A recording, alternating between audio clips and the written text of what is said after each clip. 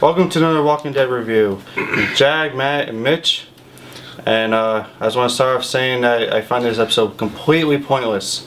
I feel like Shane and Rick, if they want to settle the differences, this wasn't the way to do it.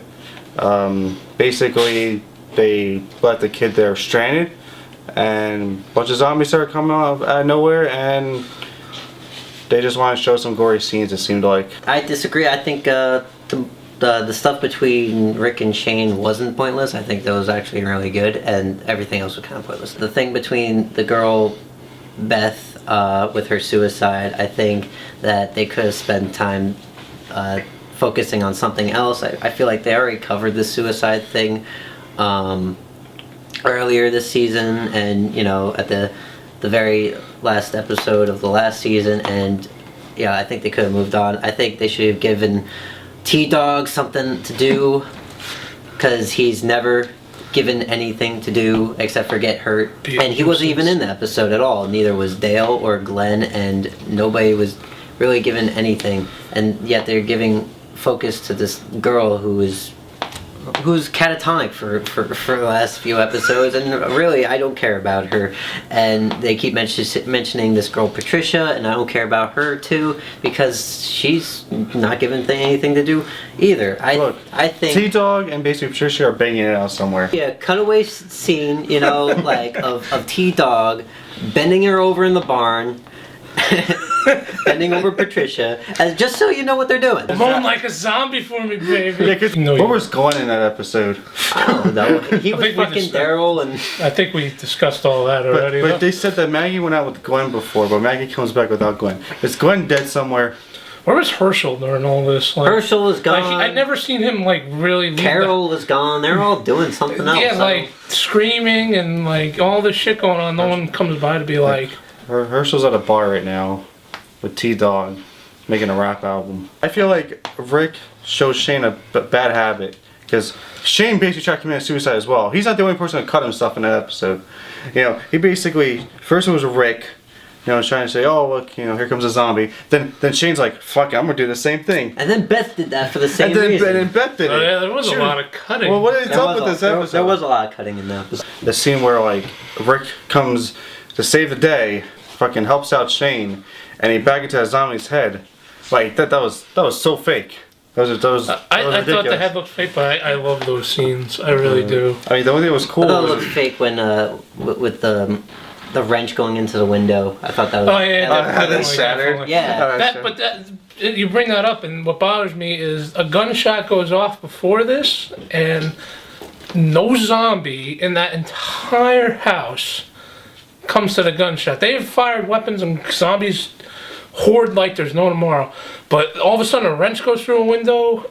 That's more attractive than a gunshot? I don't think so. And I feel like Rick's new strategy is oh, zombies are coming. When we take the zombie, put it on my body. But he's kind of backfired when we had 3 of them on him one time. And you know what the fuck to do. Well, I think the first time was intentional, and the second time was a little unintentional. Oh yeah, dog pile. The new guy that's tied up in the beginning of the episode, The new kid, basically ended up back in the trunk, which kind of contradicts itself. It's like why even put him back in there? He's not gonna run. He's he's trying to be one with everyone else. Yeah, at the end there where they they had the headphones and everything back on him. He already knows where the farm is. He kind of stated that, and he obviously is not gonna drive away, because they had him. He had the car, though he was duct taped. They don't know him well enough to trust him. So what are they gonna do? Another thing that was kind of bothering me though is it's Lori, because all of a sudden Lori cares so much about these this group of girls, and then the girl locks herself in the bathroom, and then Lori's like, fuck, I know what to do. She gets this steel rod and just breaks the door wide open. The one time having heavy doors was a bad thing. Yeah, and it's just, I just felt how did Lori know to do that? Usually, why not? Usually Lori's a girl. Situation, man. You come up with things quick enough. And what was up with you don't think she's smart enough to put 2 and 2 together? Ooh, crowbar. I don't think she has door. I don't think she has the willpower. Not smart enough. I just don't feel in her situation of with the baby and everything. You're saying she's weak-willed, you sexist. I think she's very strong-willed. She went after Rick. She terribly. She failed. She failed at that, yes, but she did in fact go. She did in fact manage to kill 2 zombies after being in a car crash and unconscious with a fucking that's pretty strong. That's pretty. By the way, I'm not sexist because I felt like Maggie could have done that better than Lori. I think Maggie, because she's the one who wants to get to her sister, and she wanted to like really break open that door, but it took Lori to look around the room really quick and like. You just say that because Maggie has short hair and she looks like a tomboy.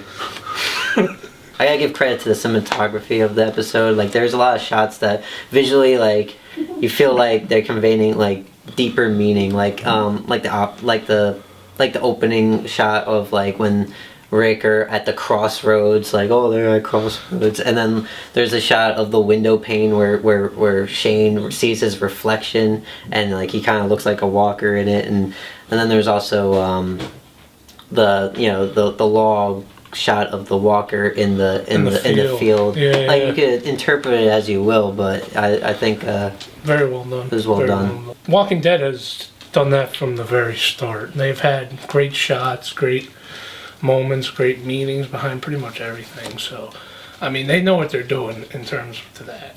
Who said it was a bad episode? This guy. Yeah, there's finally some zombies. They had to show some zombies. They need better story You though. didn't like it. I feel like Shane and Rick has not settled the differences yet. Shane was given pretty much an opportunity to go back to his old ways. I feel like Shane should have just died. Personally, I hate Shane.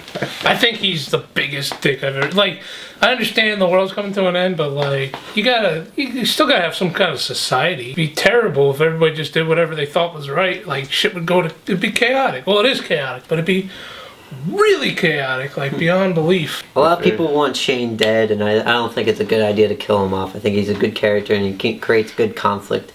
During the fight scene, I really didn't know what way they were gonna go. I they really could have killed him off. And when Rick went to drive away, I was like, oh wow, like maybe like that. Now they're gonna set up something like where Shane will come back in a later episode. But they already have something like that. They have Merle.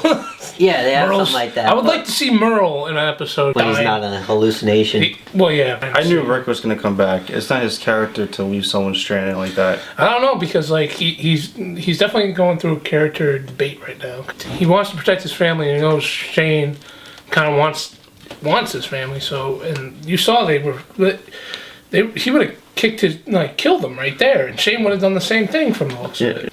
Mm-hmm. From the very beginning, where he said he went to school with Maggie, and they were like, "Oh, should we kill him?" Now the next episode is going to be like, "Okay, should we kill him?" So it's kind of like they went right back to where they started. Right. I feel like the next episode is just going to be like, again, should we kill him? Should we not kill him?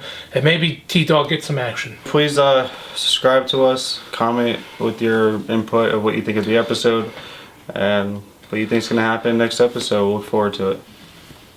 Bye-bye.